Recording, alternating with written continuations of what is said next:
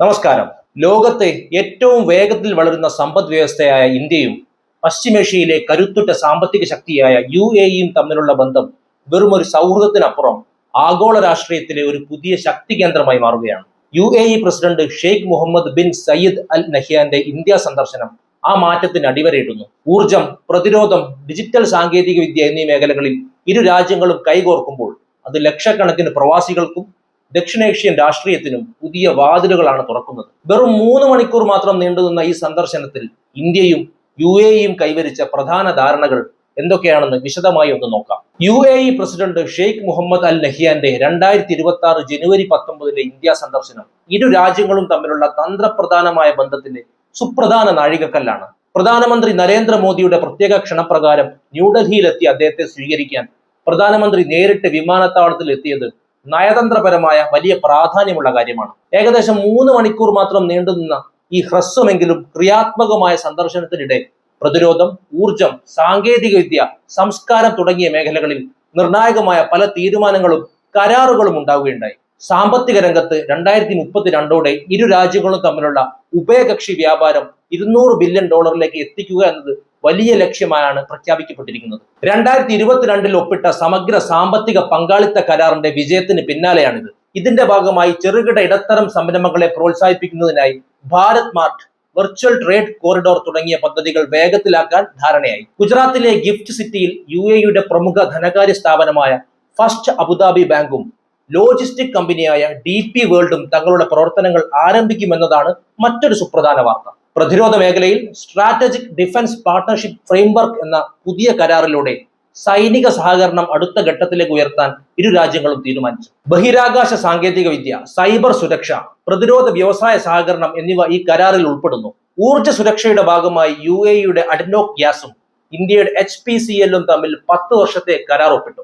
ഇതനുസരിച്ച് 2028 മുതൽ പ്രതിവർഷം 0.5 ബില്യൺ മെട്രിക് ടൺ LNG ഇന്ത്യക്ക് ലഭിക്കും. കൂടാതെ ഇന്ത്യയുടെ പുതിയ ആണവോർജ്ജ നിയമമായ ശാന്തി ആക്ട് 2025ന്റെ പശ്ചാത്തലത്തിൽ ആണവ റിയാക്ടറുകൾ നിർമ്മിക്കുന്നതിനും ഈ മേഖലയിൽ സഹകരിക്കാനും ധാരണയായി. സാംസ്കാരികവും വൈജ്ഞാനികവുമായ ബന്ധം ശക്തമാക്കുന്നതിന് അബുദാബിയിൽ ഹൗസ് ഓഫ് ഇന്ത്യ എന്ന സാംസ്കാരിക കേന്ദ്രം സ്ഥാപിക്കാൻ തത്വത്തിൽ തീരുമാനമായി. ഇതിൽ ഇന്ത്യൻ പൈതൃകം വിളിച്ചോതുന്ന മ്യൂസിയം ഉൾപ്പെടെയുള്ളവ ഉണ്ടാകും. കൂടാതെ ഇന്ത്യയിലെ ഒരു സൂപ്പർ കമ്പ്യൂട്ടിംഗ് ക്ലസ്റ്റർ സ്ഥാപിക്കുന്നതിനായി UAE കമ്പനിയായ G42വും ഇന്ത്യയുടെ CDACും തമ്മിൽ സഹകരിക്കും. IIT ഡൽഹി, IIM അഹമ്മദാബാദ് എന്നിവയുടെ ഗൾഫ് കേന്ദ്രങ്ങൾ വഴി വിദ്യാഭ്യാസ മേഖലയിലുള്ള പങ്കാളിത്തം വർദ്ധിപ്പിക്കാനും വിദ്യാർത്ഥികളുടെ സർട്ടിഫിക്കറ്റുകൾ എളുപ്പത്തിൽ പരിശോധിക്കുന്നതിനായി ഇന്ത്യയുടെ ഡിജി ലോക്കർ സംവിധാനം UAE പ്ലാറ്റ്ഫോമുകളുമായി കൂട്ടിയിണക്കാനും തീരുമാനിക്കപ്പെട്ടു. ഇന്ത്യയും UAEയും തമ്മിലുള്ള പുതിയ കരാറുകൾ അവിടുത്തെ 3.5 ദശലക്ഷത്തിലധികം വരുന്ന പ്രവാസി ഇന്ത്യക്കാർക്ക്, പ്രത്യേകിച്ച് മലയാളികൾക്ക്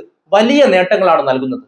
സാമ്പത്തിക ഇടപാടുകൾ മുതൽ വിദ്യാഭ്യാസം വരെയുള്ള മേഖലകളിൽ സാധാരണക്കാരായ പ്രവാസികളുടെ ജീവിതം എളുപ്പമാകുന്ന ചില പ്രധാന കാര്യങ്ങൾ നമുക്കൊന്ന് നോക്കാം. ഏറ്റവും പ്രധാനപ്പെട്ട നേട്ടം പണമിടപാടുകളിലെ ലാഭമാണ്. ഇന്ത്യയുടെ UPI സംവിധാനവും UAEയുടെ ആനി അഥവാ AANI എന്ന പേയ്മെന്റ് പ്ലാറ്റ്ഫോമും തമ്മിൽ ബന്ധിപ്പിക്കുന്നതോടെ നാട്ടിലേക്ക് പണം അയക്കുന്നത് കൂടുതൽ ലളിതവും വേഗത്തിലുമുള്ളതാകും. സാധാരണ ബാങ്ക് ചാർജുകളോ ഉയർന്ന വിനിമയ നിരക്കുകളോ ഇല്ലാതെ തന്നെ മൊബൈൽ ആപ്പുകൾ വഴി കുറഞ്ഞ ചെലവിൽ പണം അയക്കാൻ ഇത് സഹായിക്കും. കൂടാതെ UAEയിലെ കടകളിൽ സാധനങ്ങൾ വാങ്ങുമ്പോൾ UPI വഴി നേരിട്ട് പണമടയ്ക്കാൻ കഴിയുന്നത് വിനോദസഞ്ചാരികൾക്കും പ്രവാസികൾക്കും ഒരുപോലെ ഉപകാരപ്പെടും. വിദ്യാഭ്യാസ രംഗത്തെ സഹകരണം പ്രവാസി കുടുംബങ്ങളിലെ കുട്ടികൾക്ക് വലിയ അവസരങ്ങളാണ് തുറക്കുന്നത്. അബുദാബിയിലെ IIT ഡൽഹി ക്യാമ്പസിൽ പ്രവാസി കുട്ടികൾക്കായി പ്രത്യേക സ്കോളർഷിപ്പുകൾ പ്രഖ്യാപിച്ചിട്ടുണ്ട്. മികച്ച മാർക്കുള്ള കുട്ടികൾക്ക് ട്യൂഷൻ ഫീസിൽ 100% വരെ ഇളവ് ലഭിക്കും. ഇത് കുറഞ്ഞ ചെലവിൽ ലോകോത്തര നിലവാരമുള്ള വിദ്യാഭ്യാസം UAEയിൽ തന്നെ സ്വന്തമാക്കാൻ പ്രവാസി വിദ്യാർത്ഥികളെ സഹായിക്കും. കൂടാതെ ഇന്ത്യയുടെ ഡിജി ലോക്കർ സംവിധാനം UAE പ്ലാറ്റ്ഫോമുകളുമായി സംയോജിപ്പിക്കുന്നതോടെ സർട്ടിഫിക്കറ്റുകൾ സാക്ഷ്യപ്പെടുത്തുന്നതിനും ജോലി ആവശ്യങ്ങൾക്കായി സമർപ്പിക്കുന്നതിനുമുള്ള നൂലാമാലകൾ ഒഴിവായി കിട്ടും. ജോലി തേടുന്നവർക്കും നിലവിൽ ജോലി ചെയ്യുന്നവർക്കും പുതിയ കരാറുകൾ ആശ്വാസകരമാണ്.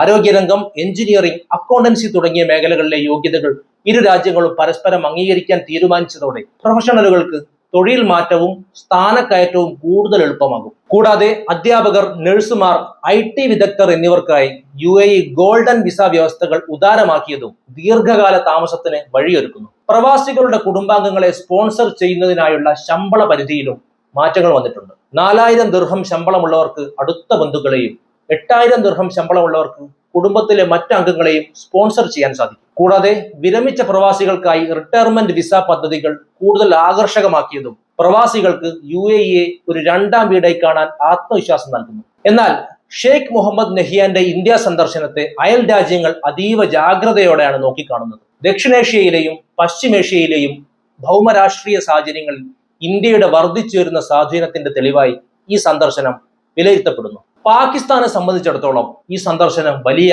ആശങ്കകൾക്ക് കാരണമായിട്ടുണ്ട്. പരമ്പരാഗതമായി പാകിസ്ഥാന്റെ ഉറ്റ സുഹൃത്തായിരുന്ന UAE ഇന്ത്യയുമായി പ്രതിരോധ മേഖലയിൽ സ്ട്രാറ്റജിക് ഡിഫൻസ് പാർട്ണർഷിപ്പ് ഒപ്പിട്ടത് പാകിസ്ഥാന് നയതന്ത്രപരമായ തിരിച്ചടിയാണ്. ഭീകരവാദത്തിനെതിരെ ഇരു രാജ്യങ്ങളും സംയുക്ത പ്രസ്താവന നടത്തിയതും അതിർത്തി കടന്നുള്ള ഭീകരതയെ അപലപിച്ചതും പാകിസ്ഥാനെ ലക്ഷ്യം വെച്ചുള്ളതാണെന്ന് അവിടുത്തെ മാധ്യമങ്ങൾ വിലയിരുത്തുന്നു. കൂടാതെ 2025 സൗദി അറേബ്യയുമായി പാകിസ്ഥാൻ ഒരു പ്രതിരോധ കരാറിൽ ഒപ്പിട്ടിരുന്നുവെങ്കിലും UAE ഇന്ത്യയുമായി കൂടുതൽ അടുക്കുന്നത് ഇസ്ലാമിക രാജ്യങ്ങൾക്കിടയിൽ പാകിസ്ഥാനുമായുള്ള സ്വാധീനം കുറയുന്നതിന്റെ ലക്ഷണമായി അവർ ഭയപ്പെടുന്നു. എന്നാൽ ചൈന ഈ സന്ദർശനത്തെ വളരെ സൂക്ഷ്മമായാണ് നിരീക്ഷിക്കുന്നത്. പശ്ചിമേഷ്യയിൽ ഇന്ത്യയുടെ സ്വാധീനം വർദ്ധിക്കുന്നത് India middle east Europe economic corridor പോലുള്ള പദ്ധതികളിൽ UAEയും ഇന്ത്യയും കാണിക്കുന്ന താല്പര്യം തങ്ങളുടെ വ്യാപാര താല്പര്യങ്ങൾക്ക് വിരുദ്ധമാണെന്ന് ചൈന കരുതുന്നു. എങ്കിലും UAEയുമായി ചൈനയ്ക്കും ശക്തമായ സാമ്പത്തിക ബന്ധമുള്ളതിനാൽ പരസ്യമായ എതിർപ്പിന് അവർ മുതിരുന്നില്ല.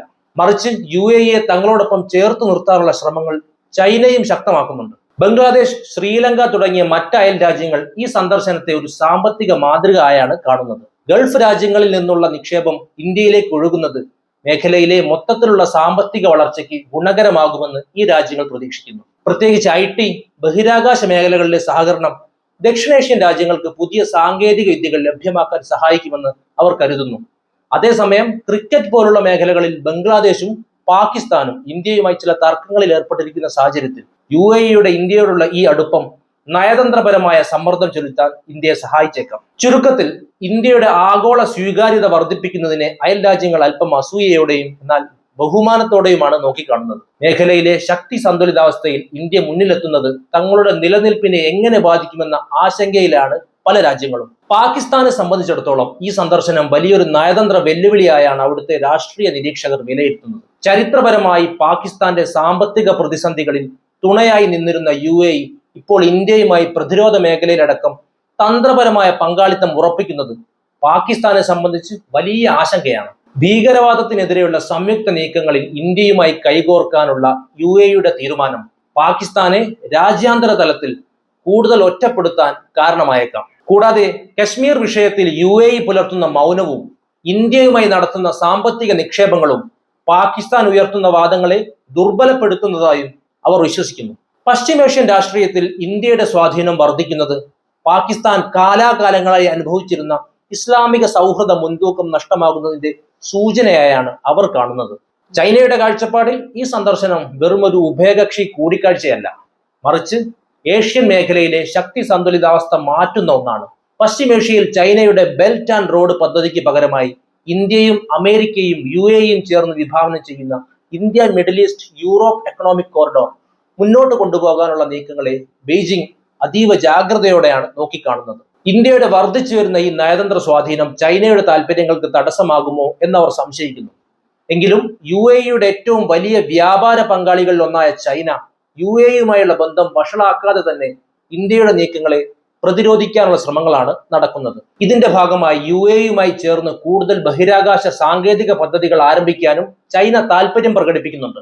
അയൽ രാജ്യമായ ബംഗ്ലാദേശ് ആകട്ടെ ഇന്ത്യയും UAEയും തമ്മിലുള്ള ഈ സാമ്പത്തിക ഐക്യത്തെ ഒരു വലിയ അവസരമായാണ് കാണുന്നത്. ഗൾഫ് നിക്ഷേപം ഇന്ത്യ വഴി ദക്ഷിണേഷ്യൻ വിപണിയിലേക്ക് എത്തുന്നത് ബംഗ്ലാദേശിനെ പോലെയുള്ള രാജ്യങ്ങൾക്കും ഗുണകരമാകുമെന്ന് അവർ പ്രതീക്ഷിക്കുന്നു. ഇന്ത്യയും UAEയും തമ്മിലുള്ള ഡിജിറ്റൽ സാമ്പത്തിക സഹകരണം മേഖലയിലെ മറ്റു രാജ്യങ്ങളിലേക്കും വ്യാപിപ്പിക്കാൻ സാധിക്കുമെന്ന് അവർ കണക്കുകൂട്ടുന്നു. എന്നിരുന്നാലും പ്രാദേശിക രാഷ്ട്രീയത്തിൽ ഇന്ത്യ കൈവരിക്കുന്ന ഈ അപ്രമാദിത്വം അയൽ രാജ്യങ്ങൾക്കിടയിൽ ഇന്ത്യക്കുള്ള മേൽക്കൈ വർദ്ധിപ്പിക്കുന്നത് നേരിയ തോതിൽ അസ്വസ്ഥതയും ഉണ്ടാക്കുന്നുണ്ട്.